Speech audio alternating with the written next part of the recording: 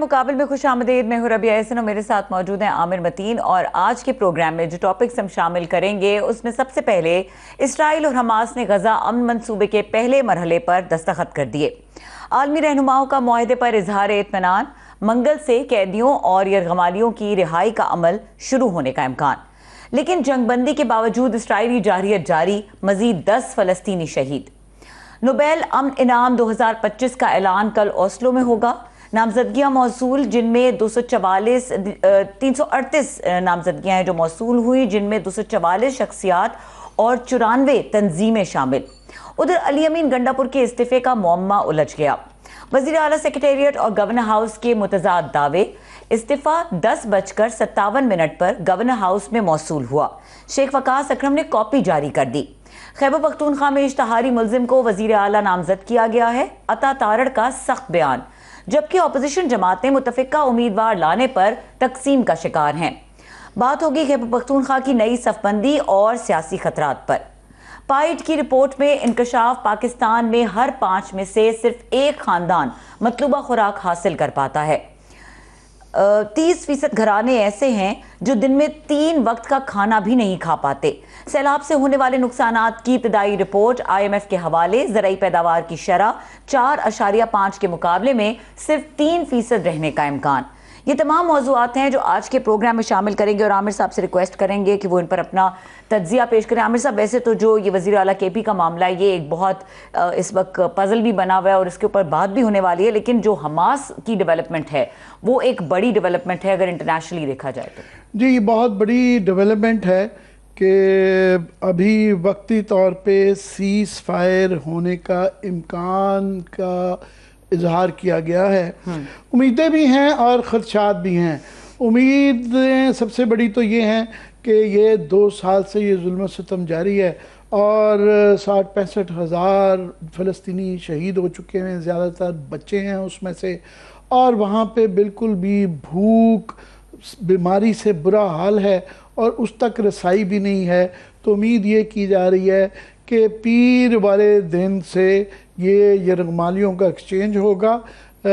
इनके तकरीबन बताया जा रहा है कि 20 ज़िंदा लोग हैं और 48 यरगमाली टोटल बाकियों की लाशें हैं जो कि वापस करनी हैं फ़लस्तीनियों ने, और उनके कोई 2000 के करीब फ़लस्तीनी जो हैं वो छोड़ेंगे। मगर उसके दरमियान में अभी काफ़ी इफ्स एंड बट्स डाले में हैं कि अभी इसराइल ने ये कहा है कि उनकी काबीना ने ये अभी फ़ैसला करना है कि वो उसको मानते हैं नहीं मानते। और पहले ही उनके यहाँ भी राइट विंग जो एक्सट्रीम शिद्दत पसंद लोग हैं उनकी तरफ से बयानात बड़े बुरे आ रहे हैं। एक तो ये इसकी राह में भी वो रोड़े अटकाएंगे अगर, क्योंकि प्रेसिडेंट ट्रंप का बहुत ज़्यादा प्रेशर है, उन्होंने नोबेल प्राइज़ लेना है और उसका इस तरह भी आपने तदाई में जिक्र कि जल्दी है, ये कल फैसला होना है। उनकी उम्मीद है कि ये कल तक शायद ये हो जाए। तो अगर नहीं होता तो उसके बाद देखेंगे उनका कितना इंटरेस्ट रह जाता है। मगर अगर ये काबीना से मंजूरी भी हो जाए तो उसके बाद फिर हमास के जो वज़ीर दफ़ा उनका बयान आया कि ये यरगमाली एक दफ़ा वापस आने दें, फिर हम हमास का और ये कीमा निकाल देंगे और इनका टोटल सफाया करना हमारे पे लाजिम है और बिल्कुल भी हम इनखला भी नहीं करेंगे। वो पहले ही ये इशारे दे रहे हैं। और अगर वो मान भी जाते हैं शराइत के मुताबिक तो वो गाज़ा का एक येलो लाइन है, कुछ एक ख़ास पॉइंट है जहाँ तक वो वापस जाएंगे। 53% गाज़ा का इलाका अभी भी इसराइल के कब्ज़े में रहता है। और इस लिहाज से ये अच्छी चीज़ तो है कि चले इब्तिदा हुई, उनके लिए ये ख़दशात भी रहेंगे क्या इसके बाद इसराइल जो है इसके ऊपर अमल दरामद करता है या नहीं करता, या अपने यरगमाली वापस लेते ही पैंतरा बदल लेता है और जो इनखला हुआ है उसको ना सिर्फ के रोक देता है बल्कि रिवर्स करता है।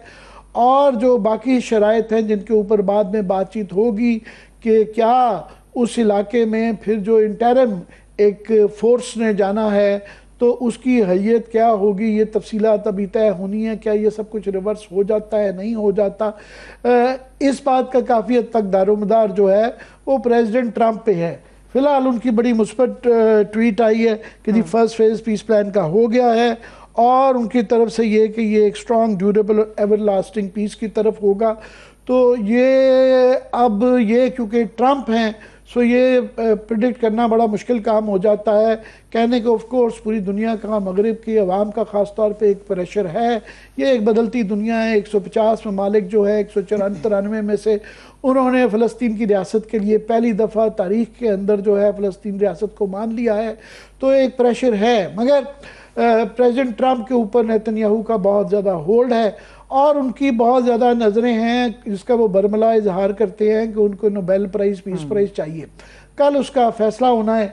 मेरे सामने ये मैं फ्रांस 24 की रिपोर्ट पढ़ रहा था जिसके मुताबिक इस बात का ज़्यादा इम्कान नहीं है कि उनको ये मिलता है। और एक तबका ये भी कह रहा है कि अभी तो ये पहला फेज़ होगा जिसमें अंदर सिर्फ जंग बंदी होनी है और जो रमालियों का एक्सचेंज होना है और उनको खाने की पहली किस्त पहुंचाई जानी है। तो ये देखना होगा कि ये क्या देर पा अमन रहता है या नहीं रहता। तो ये अगले साल तक इंतज़ार करवा लिया जाए पीस प्राइज़ का कि क्या वो अमन करवा पाते हैं मिडल ईस्ट में या नहीं। मगर उसके अलावा भी उनके ऊपर और भी बेताशा खदशात हैं। अमन कमेटी को ये जो रिपोर्टें छपी हैं, फॉर एग्ज़ाम्पल ईरान के ऊपर उनके दौर में हमला हुआ है, यूक्रेन की बंद भी कोई बंद नहीं हुई बल्कि उसके अंदर एस्केलेशन आ रही है जब से अमेरिका की तरफ से ये इशारे आए हैं कि वो टोमाहॉक मिसाइल शायद यूक्रेन को दे सकते हैं। तो ये अभी मामलात देखने हैं कि वहाँ पे ये चीज़ें होती हैं या नहीं होती। और अभी भी ऐलान होने के बावजूद भी आज भी जो बमबारी जारी है और 10 फ़लस्तीनी शहीद आज भी हुए हैं। पिछले 36 घंटों में कोई 40-50 फ़लस्तीनी शहीद हो चुके हैं। सो अभी तक वहाँ पे सीज़ फायर नहीं हुआ और पीर तक भी शायद नहीं हो पाएगा। और ये भी देखना है कल अगर नोबेल प्राइज़ पीस का नहीं मिलता प्रेसिडेंट ट्रंप को तो क्या पैंतरा उसके बाद बदलता है। और अगर ये यरगमालियों का एक्सचेंज हो जाता है, ले लेते हैं जो उनकी मेन शर्त रही है हमेशा, तो क्या उसके बाद नेतन्याहू का, इसराइल का और प्रेसिडेंट ट्रंप का रवैया बदलेगा या नहीं, ये एक सबसे बड़ा सवाल है।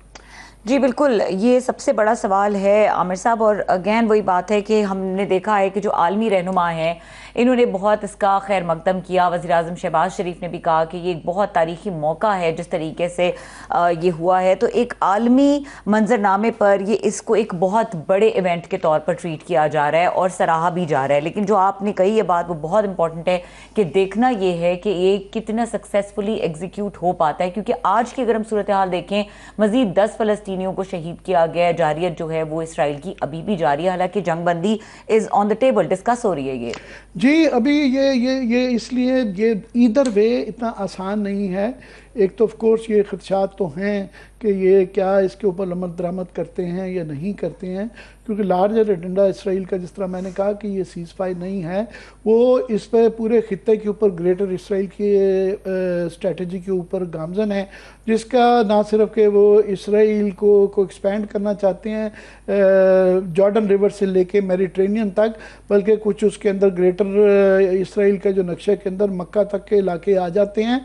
मज़ीद ईरान के ऊपर ख़तरा मंडलाता रहता है कि वहाँ भी वो हमला करें। बाय द वे उसकी वो इसलिए क्वेश्चन अब बन जाती है कि एक और बड़ी अहम वाक़या ये हुआ है कि 2 अक्टूबर से रूस और ईरान की जो कॉम्प्रिहेंसिव स्ट्रेटेजिक ट्रीटी हुई है, वो पहले ईरान की हमेशा से पॉलिसी रही है कि वो दूसरे मुल्कों से मदद नहीं लेते। लास्ट टाइम भी जब इसराइल का हमला ईरान पे हुआ तो प्रेसिडेंट पुतिन से पूछा गया, उन्होंने कहा कि हमने अपने दोस्तों से ईरान में पूछा था, उनको मदद चाहिए ही नहीं। अब वो ईरान ने उनके साथ ट्रीटी कर ली है और 2 अक्टूबर से इतलाक भी उसका हो गया है।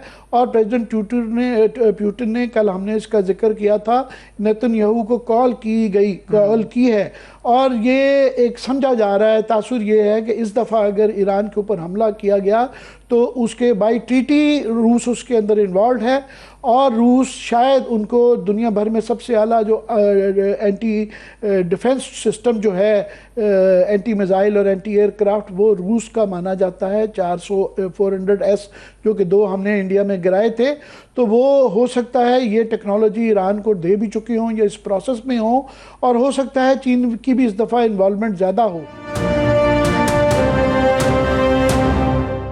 तैमूर सलीम झगड़ा रहनुमा तहरीक इंसाफ मौजूद है और Mumtaz Bangash bureau chief 92 news Peshawar ने भी हमें ज्वाइन किया। दोनों को वेलकम करेंगे। अस्सलाम वालेकुम। जी, मैं बंगश साहब आपकी इजाज़त से तैमूर झगड़ा साहब से केपी पे तो बात करूंगा, पर पहले मैं चाहूँगा ये गहरी नज़र रखते हैं इंटरनेशनल अफेयर्स पे भी। तैमूर ये बताइएगा, ये जो आज हमास का वहाँ पे जो सीज़ फायर हुआ है, इसके मतलब दो चार जुमले आप अगर बोल सकें। देखिए, आज तो मेरा फोकस सिर्फ इसको फॉलो करने पे रहा है जो डोमेस्टिकली हो रहा है, एंड आई होप कि वफाकी हुकूमत एक और क्राइसिस नहीं बना रही। मेरे ख्याल में इस क्राइसिस को, इस सीज फायर को सस्टेनेबल होना पड़ेगा। सबसे पहली जो बात है, जो तकरीबन 1.5 साल से पैलेस्टीनियन लोग जो जुल्म सह रहे हैं, उसका खत्म होना भी जरूरी है। लेकिन सारी मुस्लिम दुनिया का बशमूल पाकिस्तान, वो स्टैंड लेना, वो प्रेशर बर्दाश्त करना और वो प्रेशर एग्जर्ट करना कि फलस्तीनी लोगों को वो सोल्यूशन मिल जाए, वो स्टेट मिल जाए जहां पे उन्हें कभी किसी इजरायली का मोहताज ना होना पड़े, वो जरूरी है। और इस पे ये पाकिस्तानी हुकूमत फॉर्म 47 हो या जो भी हो, और सारी मुस्लिम उम्मा, वो I think the people of the Muslim world are going to hold them to test. Ali Amin की अपनी नीयत आपको क्या लगती है कि उनकी तरफ भी ये इतलाएं आ रही हैं कि बहुत प्रेशर डाला जा रहा है कि वो बैकआउट ना करें और इस्तीफा ना दें, उनके बीच में रहने से उनका एजेंडा जो है मुखालिफ पार्टी का वो ज़्यादा आसान हो जाता है? देखिए, अली अमीन खान की नीयत पे तो बात करना मेरे लिए मुनासिब नहीं है, लेकिन मैं 3-4 चीजें कहूंगा।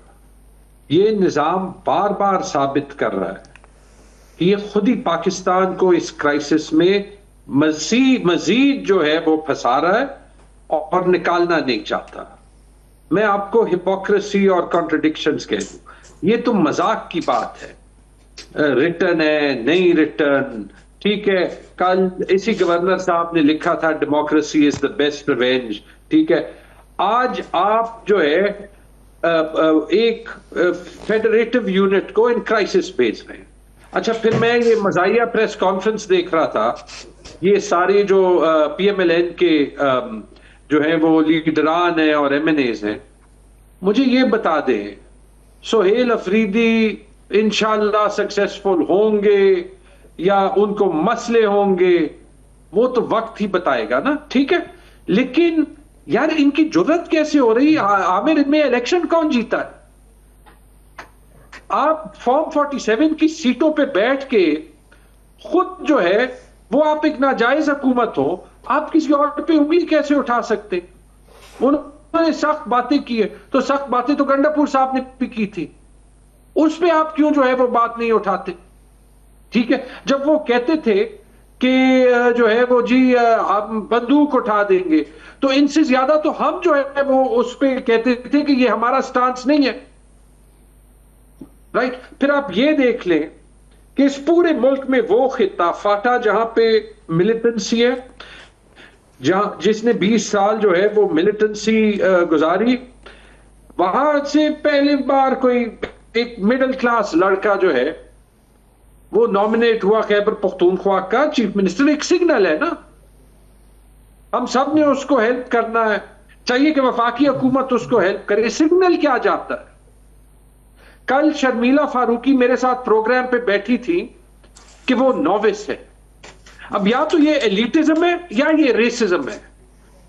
जब वो यहां पे फॉर्म 47 वाले कह रहे हैं, वहां पे पीपल्स पार्टी की खातून, उनको ये मसला नहीं कि बिलावल को 18 साल की उम्र में पार्टी विरासत में मिल जाए या वो 33 साल की उम्र में फॉरेन मिनिस्टर बन जाए, उसने कभी 2 रुपए नहीं कमाए हो।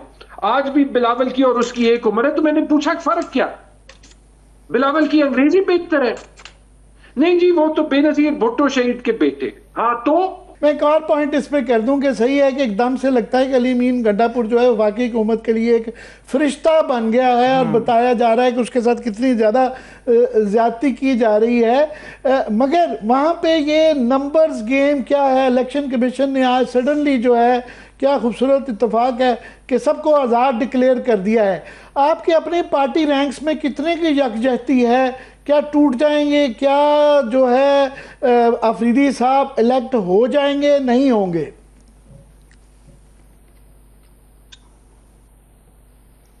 देखिए आमिर, किसी ने अलग होना होता, किसी को सबसे ज्यादा रेजिस्टेंस दिखानी होती तो गंडापुर साहब दिखाते ना, उनकी कुर्सी जा रही है ना। I am not talking as a fan of Gandapur, उन्होंने दिखाई, उन्होंने 2-3 मिनट में रेजिग्नेशन दे दिया ना। हर किसी को पता है कि आजकल आपको लोग जज करते हैं on the democraticness of your actions.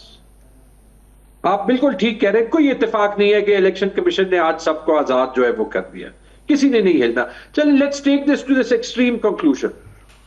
Let's say कि इस निजाम के पास वीटो है कि उसने जमहूरियत को मानना है या नहीं मानना। ठीक है जी, लेट्स से कि जमहूरियत तो ये कहती है कि जो इस सूबे की 2/3 नहीं 8/10 मेजॉरिटी पार्टी है कि 115 सीटों पे इलेक्शन हुआ, उसमें 92 सीटों पे पीटीआई नोटिफाई हुई है। ठीक है, 8/10 मेजॉरिटी पार्टी है। अब नहीं मानना चाहते उनका मैंडेट, तोड़ दे आइन और ले ले हुकूमत। आपके ख्याल में आप इस मुल्क में स्टेबिलिटी लाएंगे? एक सूबे में जब मिलिटेंसी का माहौल है, हमें किसी तरीके से कलेक्टिवली एक यूनिफाइड एक्शन पे आना है, या आपने जो है एक और सिग्नल भेजना है कि यहां पे चूंकि आप खुद नाजायज हुकूमत में आए हैं कि आप जो करना चाहते हैं आप कर सकते, कर लें। पैगाम क्या जाता है? फाटा के लोगों को क्या पैगाम जाता है? खैबर पख्तूनख्वा के लोगों को क्या पैगाम जाता है? सिर्फ पंजाब पे उंगली उठाना जो है सियासी इखलाकियात का तो बिल्कुल ये एक इशू है, ये आपकी जायज़ बात होगी, मगर मैं बड़ी रियल पॉलिटिक्स की बात कर रहा हूँ, प्रैक्टिकल अमली। वो ये है कि 2 साल से अगर वो उन्होंने जो जो जुल्म करना चाहा उन्होंने कर पाया और पीटीआई कुछ नहीं कर पाई, तो इस दफ़ा अगर वो जुल्म कर लेते हैं मुबैना जुल्म कि वो इसको अफरीदी साहब को चीफ मिनिस्टर नहीं बनने देते, 20-22 लोगों की उनको ज़रूरत है, वो आज़ाद डिक्लेयर हो गए हैं, वो ज़ोर ज़बरदस्ती के ज़रिए अपना चीफ मिनिस्टर बना लेते हैं, तो 2 साल में नहीं कर सके तो अब क्या कर लेंगे आप? आमिर 9 महीने जो है वो जब केयर टेकर हुकूमत रही, इसमें ये हम सब के पीछे एक एक के पीछे गए, जिसमें इन्होंने हम सब पे एक एक पे पता नहीं कितने कितने केसेस बनाने की कोशिश की, जिन पे एएनपी के, पीएमएलएन के, पीपीपी के, जेयूआई के सब कहते रहे कि इनको 3 मिनिस्ट्रियां मिली है, इनको 3 मिली है, इनको 3 मिली है, जेयूआई को 9 मिली है। जो 1 साल आपने अनडेमोक्रेटिक एक्सपेरिमेंट खैबर पख्तूनख्वा में ट्राई किया, उसका रिजल्ट क्या हुआ? पिछली असेंबली में पीटीआई की 100 में से 66 सीटें थी, इस बार 115 में से 92 थी, और अगर आप वो सीटें मिला लें जिन पे रिजल्ट चेंज हुआ है तो 115 में 110 जीते थे। आप मुझे ये बता दें कि ये इलेक्शन कमीशन ने मिनटों में सबको आजाद डिक्लेयर कर दिया, 610 दिन हो गए, उसके बाद कहीं बड़ी मुश्किल से मेंटेनेबिलिटी के आर्ग्यूमेंट्स जो है वो मेरे हल्के पे हुए। ठीक है जी, तो मैं आपको शायद हम जो है जिस दिन जिसके पास जो है वो पावर है इस हुकूमत के पास, वो अगर हमें जो है वो कहना चाहता है कि जी हम जबरदस्ती हुकूमत ले लेंगे, मैं तो कह रहा हूं ना, ठीक है, हम अपनी पीसफुल राइट ऑफ रेजिस्टेंस जमहूरियत के लिए, पाकिस्तान के लिए, इस फेडरेशन के लिए करेंगे, फिर ये ना कहना कि हम कमजोर कर रहे हैं। ये आप बेसिकली, मुझे ये लग रहा है कि आप ये कहने की कोशिश कर रहे हैं कि यहाँ भी आज़ाद कश्मीर में जैसी कोई सूरत हाल अगर ये इस तरीके से किया गया तो होने का इम्कान हो सकता है, 2 साल में तो नहीं हुआ, अब क्यों होगा? अभी 2 साल में हुआ है और उसका 8 फरवरी को आपने रिएक्शन देखा। और मैं आपको ये भी कह रहा हूं कि there is a different future. Mandate माने, मैंडेट रिस्पेक्ट करें। डिस्कशन को कंटिन्यू करेंगे इस ब्रेक के बाद, हमारे साथ रहिए।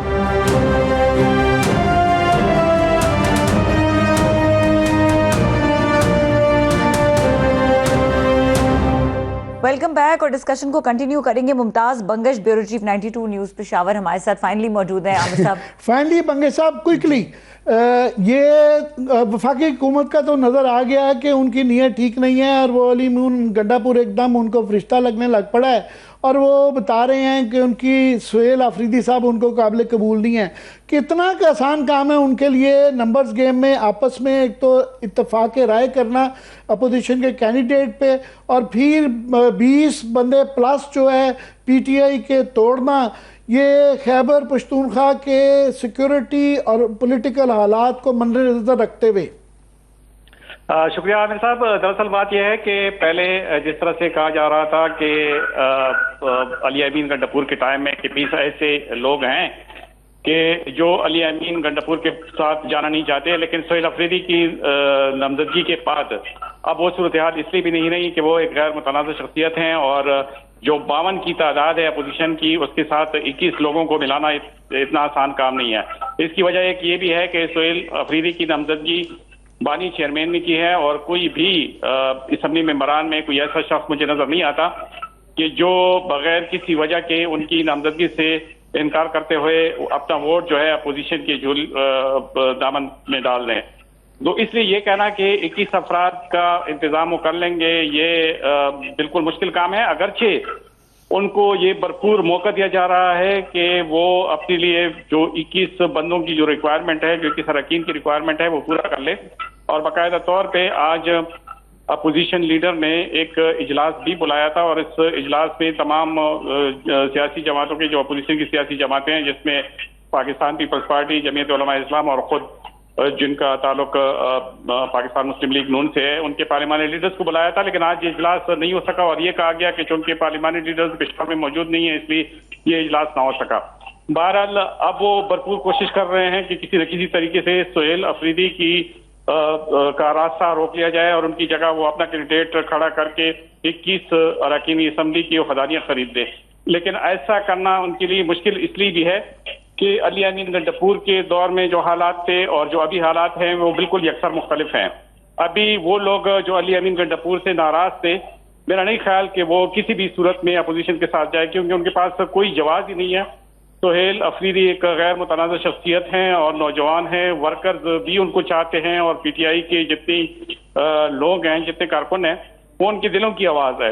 तो ऐसे में अगर कोई रुकनी असम्बली ये गलत काम करेगा और उनकी वो खदारियां अगर वो बिकती हैं तो जाहिर है कोई भी उसे माफ नहीं करता। ये बात तो सही है कि पाकिस्तान तहरीक इंसाफ के जो अरकान हैं वो आज़ाद हैं, अगर वो किसी और को भी वोट डालते हैं तो उनकी नाअहली जो है वो अमल में नहीं आ सकती। लेकिन वो ये रिस्क कभी नहीं लेंगे, क्योंकि ये तमाम ऐसे अरकान हैं जिन 21 अफराद के बारे में कहा जा रहा है कि जिन पे अगर पीटीआई का लेबल ना लगाओ तो वो तमाम उम्र इलेक्शन नहीं जीत सकते। तो इसलिए कोई ऐसी गलती क्यों करेगा कि वो अपोजिशन के पास जाए और सुहेल अफरीदी के खिलाफ उठ खड़ा हो। तो इसके अलावा नंबर गेम पूरी करना मेरा ख्याल में मुमकिन ही नहीं है। अगरचे अपोजिशन वफाकी हुकूमत बंगश साहब उम्मीद लगा के बैठी हुई है कि अली अमीन गंडापुर के ऊपर बहुत प्रेशर है और वो शायद बैकआउट कर दें अपने इस्तीफे से। उस सूरत में ये होगा कि क्योंकि नो कॉन्फिडेंस मोशन उनके खिलाफ पेश करना जो है वो एक डिफरेंट बॉल गेम हो जाती है, वो ज़्यादा मुश्किल है। इलेक्ट करना आसान है, री इलेक्ट करना और डी सीट किसी को करना वो ज़्यादा मुश्किल होता है। इसका कितना इम्कान है और ये क्या पॉसिबल है? इसके बारे में चिमिगोइयां हो रही हैं और इसका वाज़ेह सबूत यह है कि अब थोड़ी देर पहले अली अमीन गंडापुर का एक वीडियो बयान आया है, उसमें उसने साफ तौर पे कहा है कि अगर उन्हें दोबारा वज़ीर आला बनने की पेशकश की जाए तो वो बिल्कुल ही नहीं करेंगे। और उन्होंने यहाँ तक कहा है कि अगर बानी चेयरमैन की जानिब से भी उन्हें ये पेशकश की गई और उन्हें ये कहा गया कि वो दोबारा अपना जो मनसब है वो संभाल लें तो वो इसमें नहीं आएंगे। इसकी वजह एक ये भी है कि वोट ऑफ नो कॉन्फिडेंस में ऐसी सूरत हाल जिसका मैंने पहले जिक्र किया वो तो हो सकता है, उसके इम्कानात हो सकते हैं, लेकिन नए वजीर आला के इंतखाब में ऐसा नहीं हो सकता। और अगर वजीर अली अमीन गंडापुर दोबारा अपना इस्तीफा वापस लेकर अपना मनसब संभाल लेते हैं तो जाहिर है उनके खिलाफ फिर वोट ऑफ नो कॉन्फिडेंस आएगा और ऐसी सूरत में उन्हें एक मुश्किल सूरत हाल से दो चार होना पड़ेगा। तो वो ये रिस्क कभी नहीं लेंगे क्योंकि ये पार्टी के लिए मफाद में भी नहीं होगा। और फिर दूसरी बात यह है कि जो वर्कर्स हैं, जो उनसे खफा हैं, जो उनसे नाराज हैं, ये उनका वाहिद वो है कि पार्टी को संभाला देने के लिए ये काम जरूरी हो गया था। अब अगर सुहेल अफरीदी बहैसियत वज़ीर आला कुछ कर सके या ना कर सके, लेकिन कम अज कम इससे पाकिस्तान तहरीक इंसाफ के उन कारकुनों को तसल्ली जरूर होगी जो पिछले दिनों अली अमीन गंडापुर के जलसे में बैठकर अली अमीन गंडापुर के खिलाफ नारेबाजी कर रहे थे। ठीक है झगड़ा साहब, एक चीज़ बड़ी डिस्कस होती है और जब से ये सामने आया है, नामजदगी सामने आई है, ये बात दोबारा से रीसर्फेस हो गई है कि बानी पीटीआई की जो सिलेक्शन फॉर सीएम है वो उसकी कोई हिस्ट्री इतनी अच्छी नहीं है। उसके ऊपर हमेशा बात होती है कि वाई सुहेल अफरीदी। अब जिस तरीके के चैलेंजेस हैं, क्योंकि अली अमीन गंडापुर बहरहाल या नर्व्स के वो बहुत सारी चीज़ें मैनेज कर रहे थे, जिस तरीके का टेररिज्म का प्रॉब्लम है और बहुत सारे इस्टेब्लिशमेंट के साथ बैलेंस आउट करना चीज़ें, लॉट ऑफ थिंग्स, उनका जो हमेशा से सिचुएशन रही है वो कोई आसान नहीं रही। तो Suhail Afridi in the given circumstances the right choice, क्योंकि जो आम लोग हैं जिनकी कोई बायसनेस नहीं है वो इसके ऊपर बात कर रहे हैं कि ये किस किस्म की चॉइस है। बिल्कुल इररिलेवेंट सवाल आपसे नहीं, आई नो कि सवाल जो है सवाल सब बात सुन ले, नापसंदीदा हो सकता है सवाल इन द सेंस के जो फोकस सारा होना चाहिए वो एक ही बात पे होना चाहिए कि एक वफाकी हुकूमत जिसके वजूद पे जो सवालिया निशान है वो ये सवाल पूछने की जुर्रत जो है वो क्या कर रही है। और दोनों जो पार्टियां जो वफाकी हुकूमत का हिस्सा है, जिसमें चार जनरेशन से एक एक फैमिली के लोगों के अलावा कोई हुकूमत में आ ही नहीं सकता, आई एम सॉरी, उनको ये सवाल पूछने का हक जो है वो नहीं पहुंचता। ये सवाल वैसे हुकूमत की तरफ से मैंने मगर ये जो बंगश साहब कह रहे हैं कि वहाँ पे ये, क्योंकि पहले वहाँ पे बड़े ज़्यादा फैक्शंस थे, आतिफ खान ग्रुप सुनते थे, असद कैसर साहब का वो था, तो ये जो बंगश साहब फरमा रहे हैं कि ये एक गैर मुतनाज़ा हैं कि वो जो पहले आपस में फैक्शंस बने हुए थे ये बीच में से कंसेंसस कैंडिडेट के तौर पे उभरते हैं और ये बाकी जो नाराज लोग थे उनको भी वापस खींच पाएंगे। देखिए, मेरे ख्याल में फैक्शंस की बात नहीं है। चलें आमिर, लेट्स टॉक ऑनेस्टली, ठीक है जी। पिछली हुकूमत में परसेप्शन के इश्यूज थे, ठीक है जी। उस परसेप्शन के इश्यूज की बहुत वजूहत, कुछ ऑब्वियसली जो हुकूमत थी उसमें लीडरशिप थी, उनके चॉइसेस ठीक कहें गलत कहें, लेकिन that led to this situation. और उससे ज्यादा जो वफाकी हुकूमत या जो ये निज़ाम जो है वो कानून या कानून तोड़ने की मोनोपोली उनके खिलाफ इस्तेमाल कर रहा है, ठीक है जी। उसके बाद कितने लोग हैं, आपने तो जो है वो बहुत से लोगों की सीटें ही जो है वो ले ली है ना, ठीक है जी। अब मिसाल के तौर पे मेरी सीट पे 1000 वोट लेने वाला 25,000 पे जीत गया, ठीक है। तो क्या करें, वो 1000 वोट वाले को जो है वो चीफ मिनिस्टर बनाए, ठीक है जी। थर्ड थिंग, जब आप जो है वो रिवायती सियासतदान को इतना बदनाम करते हैं कि वो जो है वो इफेक्टिवली उस पे जो इल्जामात लगते हैं फ्लेक्सिबिलिटी पे या असूल से हटने के, खान साहब ने यही कहा ना कि इस वक्त पे हमें जो है वो असूल पे सियासत करनी है, एंड आई होप कि दोनों साइड करें तो इंशाल्लाह ये मेज पे बैठ के ही रास्ता निकल जाएगा। लेकिन अगर नहीं करेंगे, आपने जो है वो खान साहब के जहन में इतने सवाल उठा दिए that he went for someone who was a young ideological worker, बात खत्म।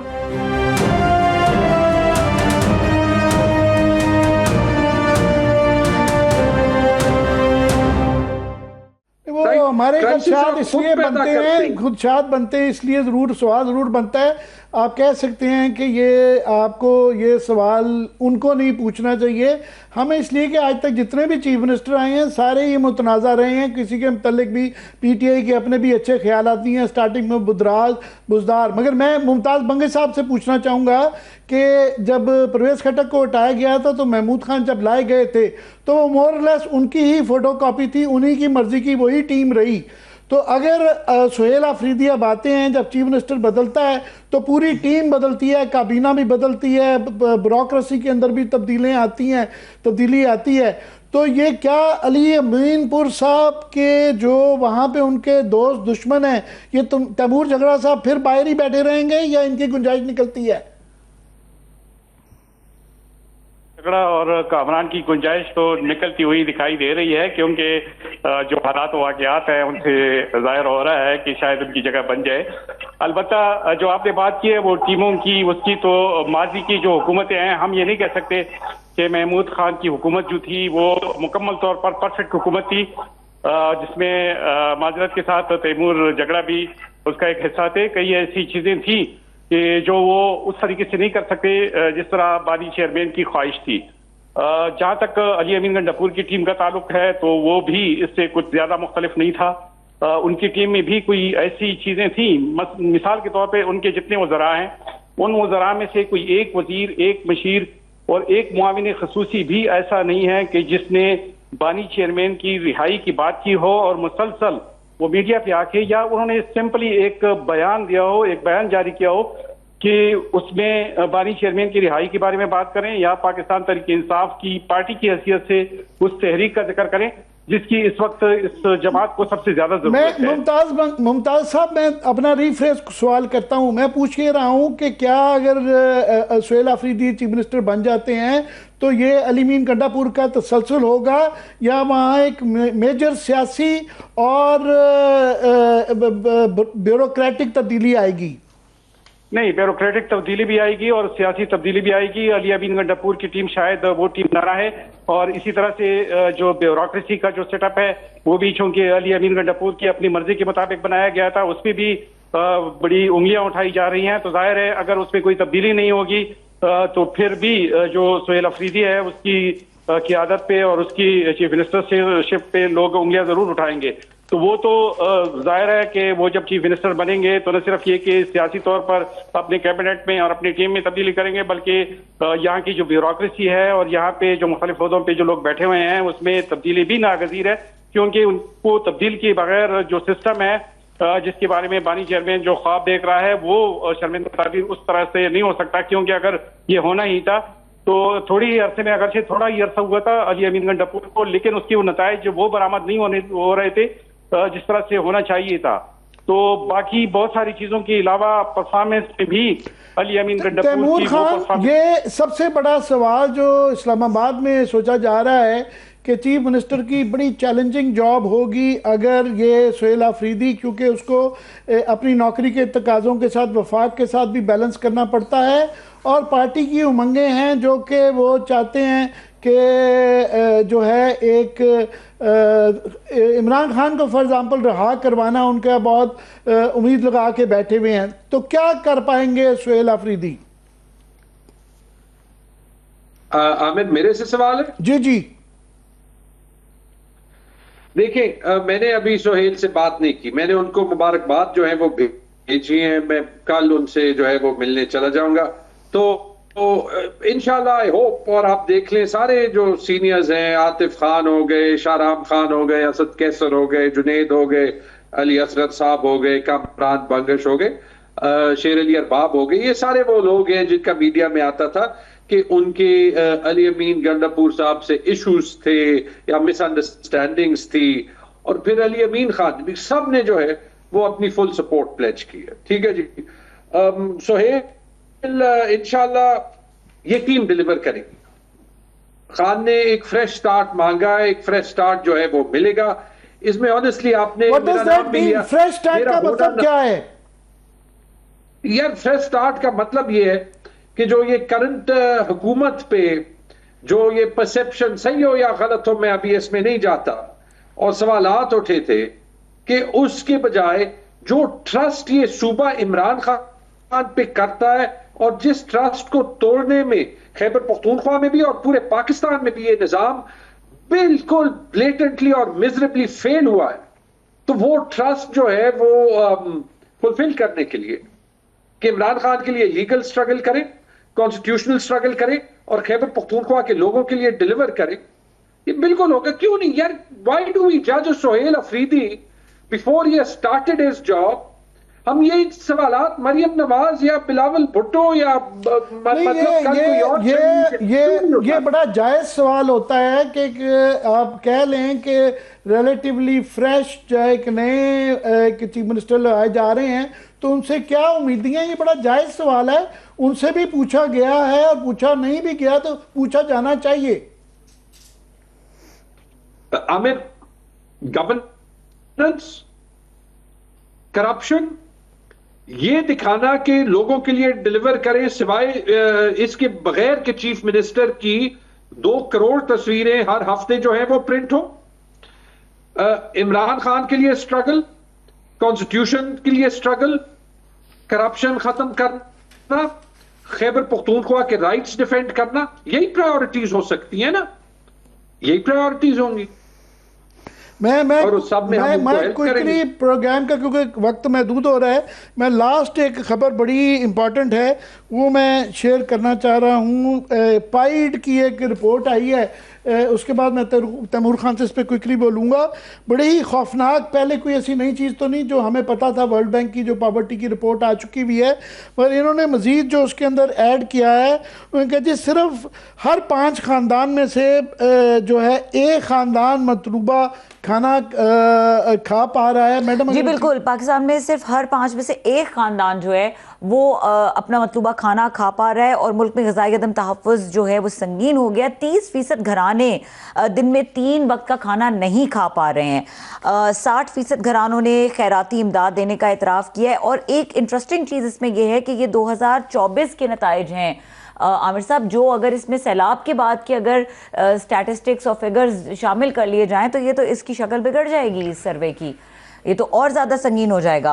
और 30 अजला के 8,621 घराने इस सर्वे में शामिल किए गए और मुकम्मल डिजिटल तौर पर इसको वो किया गया। अफराते ज़र 60% घरानों के लिए सबसे बड़ा माशी झटका है। मैं सिर्फ फिगर शेयर करना चाह रहा हूँ, अगले हफ्ते तैमूर खान आपसे इसके ऊपर व्यूज़ भी लूँगा। लास्ट मेरा सवाल आपसे वो मैं ये है कि ये जो अगर सोहेल खान अफरीदी जब ये कैबिनेट अगर बनाएंगे तो ये क्या इमरान खान फैसला करेंगे या उनकी बीच में राय किस हद तक शामिल होगी? या चीफ मिनिस्टर के पास हमेशा फुल इख्तियार होना चाहिए कि वो जिसको चुनना चाहें और जिसको ना चुनना चाहें, और जो वोट, चूंकि वो वोट इमरान खान का है, उसमें ये हो नहीं सकता। आपने देख लिया कि मेरे ख्याल में शायद बहुत लोगों का ये ख्याल था कि हम इमरान खान को और पार्टी को डिवोर्स कर देंगे।